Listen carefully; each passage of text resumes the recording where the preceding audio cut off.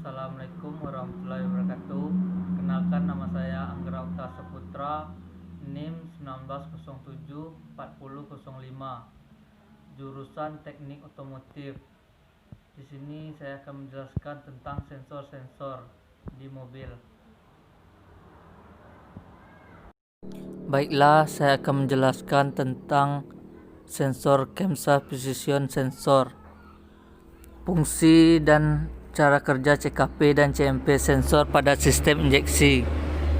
CKP dan CMP sensor merupakan dua sensor yang sangat penting pada sistem injeksi mobil. Sensor inikah yang nantinya akan mendeteksi putaran mesin dan posisi top piston agar koil dan injektor dapat bekerja pada saat atau timing yang tepat. Fungsi CKP sensor dan CMP sensor. CKP sensor memberikan informasi ke ECU tentang kecepatan putaran mesin dan timing pengapian, sedangkan CMP sensor memberikan informasi ke ECU tentang posisi silinder 1 sedang berada pada posisi top kompresi.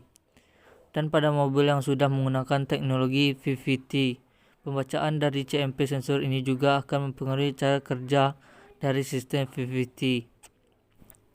CKP sensor dan CMP sensor dalam menjalankan fungsi dan kerjanya menggunakan sensor tipe sensor putaran.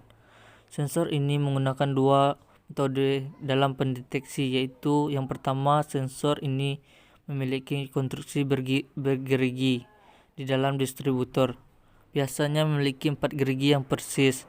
Saat gigi tersebut melewati pick up coil pada distributor, maka akan terjadi lonjakan atau induksi tegangan, yang mana lonjakan ini akan dikirim ke ECU.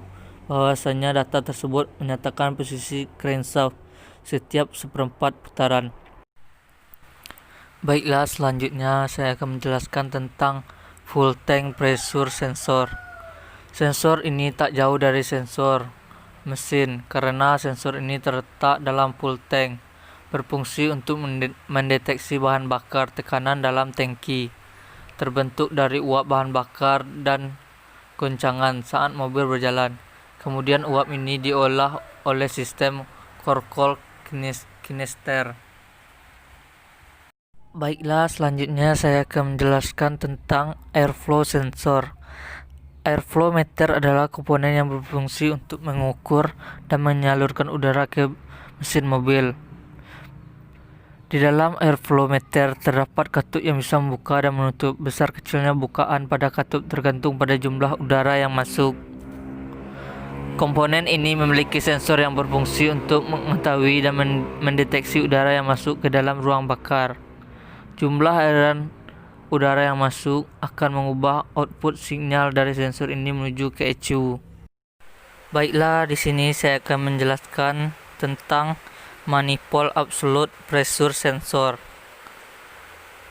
Kendaraan dengan sistem injeksi, di dalamnya terdapat berbagai jenis sensor untuk mendeteksi kinerja mesin, beban kerja mesin, temperatur mesin, udara masuk dan sebagainya. Hasil pengukuran atau pendeteksi oleh sensor ini selanjutnya dikirim ke ECU untuk diolah atau untuk mengatur kerja dari aktuator-aktuator. Misalnya untuk mengatur durasi penyemprotan injektor. Salah satu sensor yang terdapat pada kendaraan EV adalah sensor MAP, manifold absolute pressure. Sensor MAP ini berbeda dengan sensor MAF. Pada injeksi tipe DFY digunakan sensor MAP, sedangkan untuk kendaraan injeksi tipe digunakan sensor MAF. Fungsi kedua sensor ini hampir sama, yaitu untuk mendeteksi banyaknya udara yang masuk. Volume udara masuk ini diukur agar campuran antara udara dan bahan bakar dapat ideal.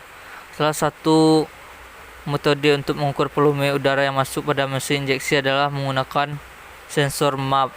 Sensor MAP ini berfungsi untuk mengukur volume udara yang masuk berdasarkan kevakuman yang terjadi di dalam intake manifold. Cara kerja sensor MAP. Sensor MAP terdiri dari 3 terminal kabel dan satu selang vakum. Selang vakum sensor MAP ini terhubung dengan intake manifold chamber. Baiklah, selanjutnya saya akan menjelaskan tentang knock sensor. Knocking sensor merupakan salah satu sensor yang ada pada mesin injeksi EFI. Knock sensor atau knocking sensor pada kendaraan yang bermesin injeksi berfungsi untuk mendeteksi atau mensensor jika terjadinya knocking atau getaran atau getukan pada mesin. Knocking pada kendaraan dapat terjadi atau disebabkan oleh salah satunya adalah karena pengapian yang terlalu maju. Knocking merupakan getaran yang berfrekuensi tinggi yang disebabkan oleh terjadinya ledakan atau pembakaran yang prematur di dalam ruang bakar silinder. Bila terjadi engine knocking pada kendaraan, maka akan mengakibatkan turunnya tenaga pada mesin sehingga kinerjanya menjadi kurang optimal dan juga dapat menyebabkan komponen-komponen di ada dalam mesin akan cepat aus atau rusak. Sehingga bila terjadi knocking pada mesin akan sangat merugikan kendaraan. Oleh sebab itu, bila terjadi engine knocking, maka perlu diatasi dan harus dihilangkan secepat mungkin. Cara kerja knocking sensor. Ketika mesin mengalami ketukan atau knocking, maka knocking sensor akan mendeteksinya. Kemudian knocking sensor akan mengirim data ke ECU bahwa telah terjadi knocking pada mesin. Untuk mendeteksi getaran atau knocking pada mesin, maka knocking sensor memakai komponen piezoelektrik. Komponen piezoelektrik ini akan mengirim sinyal ke output yang sebanding dengan getaran yang terjadi pada mesin. Ketika ECU menerima data dari knocking sensor, maka ECU akan meminta pengapian untuk dimundurkan beberapa derajat sampai tidak terjadi knocking. Baiklah, selanjutnya saya akan menjelaskan DAPP Accelerator Position Sensor. Sensor ini terdiri dari stator yang mencakup kumparan eksitasi, kumparan penerima dan unit evaluasi elektronik, dan rotor dibentuk dari suatu atau lebih lob konduktif tertutup dengan geometri tertutup. Penerapan tegangan bolak-balik ke koil transmisi menghasilkan medan magnet yang menginduksi tegangan pada koil penerima. Arus juga diinduksi dalam lob konduktif rotor yang pada gilirannya mempengaruhi medan magnet dari kumparan penerima. Gejala kerusakan sensor APP. Jika sensor pedal akselerator gagal, gejala kesalahan berikut dapat terjadi. Yang pertama, kecepatan idling engine meningkat. Yang kedua, kendaraan tidak merespon jika pedal akselerator ditekan.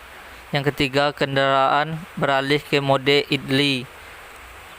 Yang keempat, check engine lamp di kokpit menyala. Alasan penyebab kerusakan sensor APP. Yang pertama, kabel atau koneksi yang rusak pada sensor pada akselerator. Yang kedua, tegangan tidak ada dan catu daya. Yang ketiga, unit evaluasi elektronik rusak dalam sensor. Langkah-langkah pemeriksaan sensor APP. Yang pertama, bacakan kode kesalahan. Yang kedua, inspeksi visual dari sensor pedal akselerator untuk memeriksa kerusakan mekanis. Yang ketiga, inspeksi visual dari sambungan listrik dan kabel yang relevan untuk memastikan mereka dipasang dengan benar untuk kerusakan. Yang keempat, periksa sensor menggunakan osiloskop dan multimeter. Baiklah, selanjutnya saya akan menjelaskan how oksigen sensor pada mesin mobil. Pada mesin yang mempunyai sistem pembakaran, maka oksigen menjadi bagian terpenting. Ini karena oksigen merupakan zat yang membantu untuk membakar bahan bakar. Selain itu, oksigen juga menentukan kinerja mesin yang tepat. Jadi untuk mencapai perbandingan udara dan bahan bakar yang benar. Bentuk-bentuk oksigen sensor.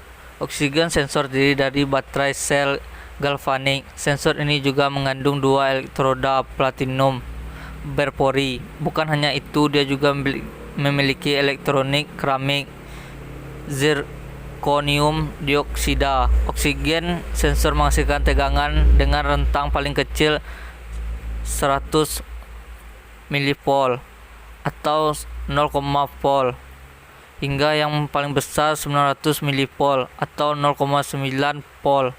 Keluarganya tegangan tergantung dari tingkat kadar oksigen dalam gas buang. Oksigen sensor dalam bekerja akan membandingkan oksigen pada atmosfer, biasanya sekitar 21%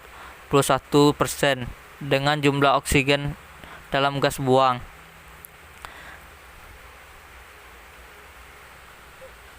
Fitur sensor oksigen. Oksigen sensor memiliki kawat stainless steel.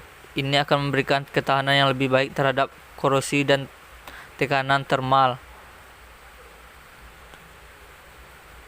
Dan terminal berlapis emas pada pin konektor sinyal dan referensi. Sensor ganda yang dilapisi dengan lenser menghindari masuknya uap air ke elemen sensor atau panas. Baiklah, selanjutnya saya akan menjelaskan tentang crankshaft position sensor. Crankshaft position sensor atau sensor CKP merupakan satu dari sekian banyak sensor yang digunakan pada mesin dengan sistem elektronik full injector. Sinyal yang dihasilkan oleh sensor ini kemudian diolah oleh engine control unit bersama dengan sinyal dari sensor lainnya agar menghasilkan kerja mesin yang optimal, efektif, dan efisien. Oleh karenanya, seluruh sensor dalam sistem FPV ini setidaknya harus diperiksa pada periode waktu tertentu guna memastikan mobil bekerja dengan benar dan selalu pada posisi puncak terbaiknya. Fungsi crankshaft position sensor yang pertama adalah untuk mengukur kecepatan putaran mesin secara aktual. Crankshaft position sensor ini umumnya diletakkan di bagian poros engkol yang pada kebanyakan mobil injeksi saat ini. Crankshaft position sensor ini diletakkan pada sprocket crankshaft di bagian port engine. Pada bagian belakang sprocket crankshaft ini umumnya dipasang rotor atau piringan cakram yang memiliki gerigi di sekelilingnya yang berfungsi untuk membangkitkan sinyal crankshaft position sensor.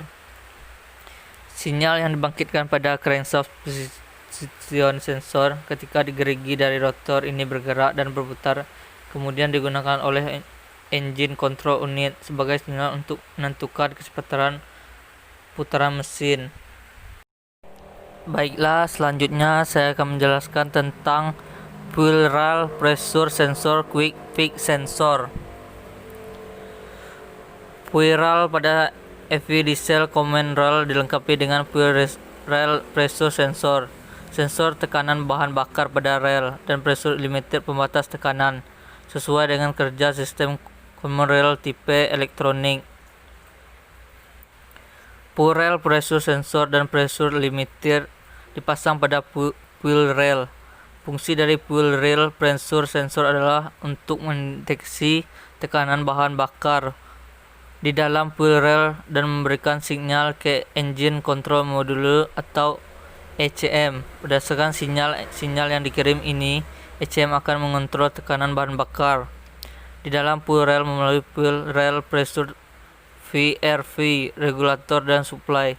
VRV sensor yang dipasangkan pada fuel rail dan tugasnya mendeteksi fuel pressure di dalam fuel rail dengan cara merubah tekanan menjadi voltage sinyal dan mengirim sinyal ke ECM. ECM akan memonitor VRV sensor sinyal voltage pada saat fuel rail pressure tinggi atau tekanan bahan bakar pada rel tinggi, sinyal voltage juga tinggi, dan saat fuel pressure rendah maka sinyal voltage juga rendah. Baiklah, selanjutnya saya akan menjelaskan sensor ECT atau Engine Coolant Temperature, atau bisa juga disebut WTS, Water Temperature Sensor. Digunakan untuk mengukur suhu air pendingin mesin pada mesin. Lebih tepatnya untuk memonitor suhu air pendingin di dalam blok mesin dan kepala silinder yang menyerap panas dari silinder ketika mesin sedang berjalan. ECT sensor mendeteksi perubahan suhu dan sinyal dari ECU sehingga dapat mengetahui apakah mesin dingin pemanasan pada suhu operasi normal atau overheating. Sensor suhu air pendingin ini sangat penting karena masukan sensor menggunakan ECU untuk mempengaruhi strategi operasi dari seluruh sistem manajemen mesin. Itu sebabnya sensor pendingin sering disebut sensor master.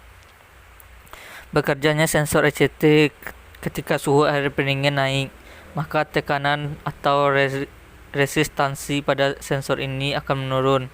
Dan sebaliknya, ketika suhu air pendingin ini turun, maka tekanan atau resistansi pada sensor ini akan naik. Sensor ECT dihubungkan ke ECU, Engine Control Unit. ECU akan memberikan sinyal tegangan sumber sebesar 5 volt ke sensor melalui terminal THW. tegangan output dari sensor ECU ini akan ubah sebesarnya sesuai dengan nilai tahanan atau resistansi yang pada sensor ECT ini. Selanjutnya saya akan menjelaskan tentang PHLi Speed Sensor. Sensor ini adalah perangkat pengirim yang digunakan untuk membaca kecepatan putaran roda kendaraan. Biasanya terdiri dari cincin dan pikup bergigi. Cukup sekian video dari saya tentang sensor-sensor. Kalau ada salah saya minta maaf. Saya akhiri. Assalamualaikum warahmatullahi wabarakatuh.